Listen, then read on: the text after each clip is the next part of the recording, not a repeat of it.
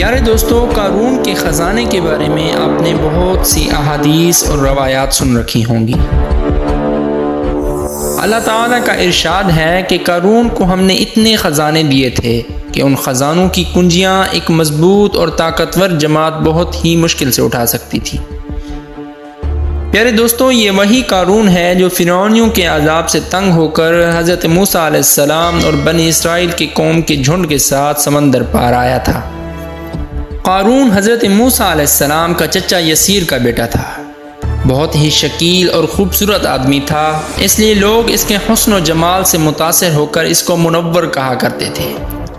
اس کے ساتھ ساتھ اس میں یہ کمال بھی تھا کہ وہ بنی اسرائیل میں تورات کا بہت بڑا عالم اور بہت ہی ملنسار با اخلاق انسان تھا، اور لوگ اس کا بہت ہی ادب و احترام کرتے تھے۔ لیکن بے شمار دولت ان کے ہاتھ میں آتے ہی اس کے حالات میں ایک دم تغییر پیدا ہو گیا، اور سامری کی طرح منافق ہو کر حضرت موسیٰ علیہ السلام کا بہت بڑا دشمن ہو گیا اور اعلیٰ درجے کا متکبر اور مغرور ہو گیا۔ جب زکوٰۃ کا حکم نازل ہوا تو اس نے حضرت موسیٰ علیہ السلام کے روبرو یہ عہد کیا کہ وہ اپنے تمام مالوں میں سے 1000واں حصہ زکوٰۃ کا نکالے گا، مگر جب اس نے مالوں کا حساب لگایا تو ایک بہت بڑی زکوٰۃ نکلی۔ یہ دیکھ کر اس پر ایک دم حرص و بخل کا بھوت سوار ہو گیا، اور وہ نہ صرف زکوٰۃ کا منکر ہو گیا بلکہ عام طور پر بنی اسرائیل کو بہکانے لگا کہ حضرت موسیٰ علیہ السلام اس بہانے تمہارے مالوں کو لے لینا چاہتے ہیں، یہاں تک کہ حضرت موسیٰ علیہ السلام سے لوگوں کو برگزشتہ کرنے لگا۔ اس خبیث نے یہ گندی اور گھنونی چال چلی کہ ایک عورت کو بہت زیادہ مال و دولت دے کر آمادہ کر لیا کہ وہ آپ پر بدکاری کا الزام لگائے۔ چنانچہ عین اس وقت جب کہ حضرت موسیٰ علیہ السلام عزا فرما رہے تھے، قارون نے آپ کو ٹوکا کہ فلاں عورت سے آپ نے بدکاری کی ہے۔ حضرت موسیٰ علیہ السلام فرمائے کہ اس عورت کو میرے سامنے لاؤ۔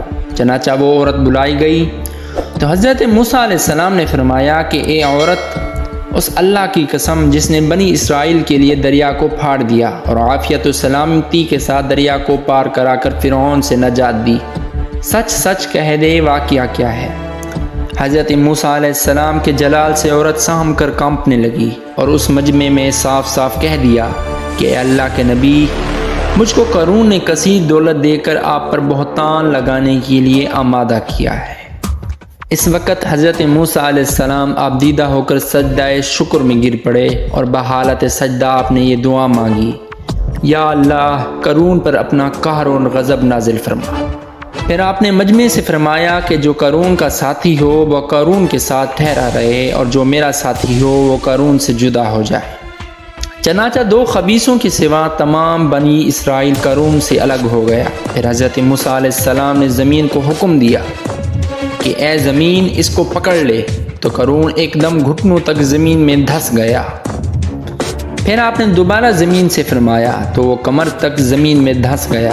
یہ دیکھ کر قارون رونے اور بلبلانے لگا اور قرابت و رشتہ داری کا واسطہ دینے لگا، مگر آپ نے کوئی التفات نہ فرمایا، یہاں تک کہ وہ بالکل زمین میں دھس گیا۔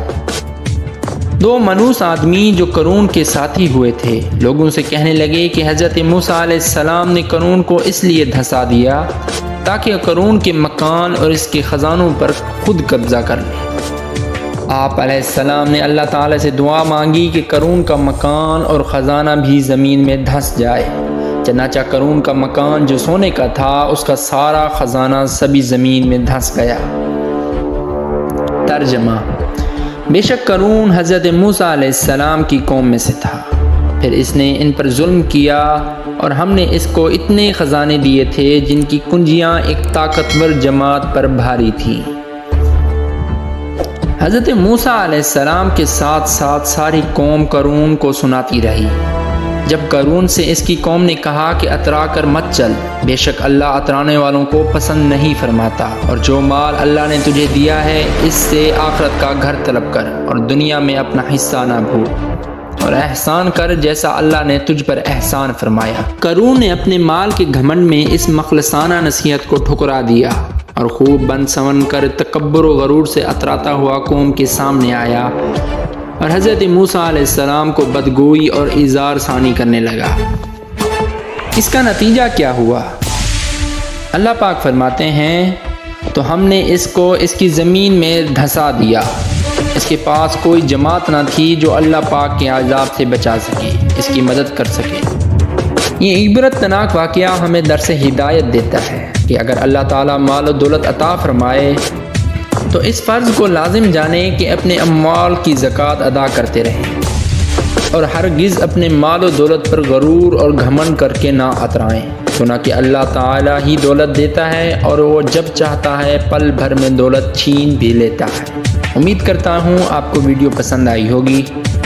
جانے سے پہلے آخری گزارش، چینل پہ نئے ہیں تو چینل کو سبسکرائب اور ویڈیو کو لائک کر دیں۔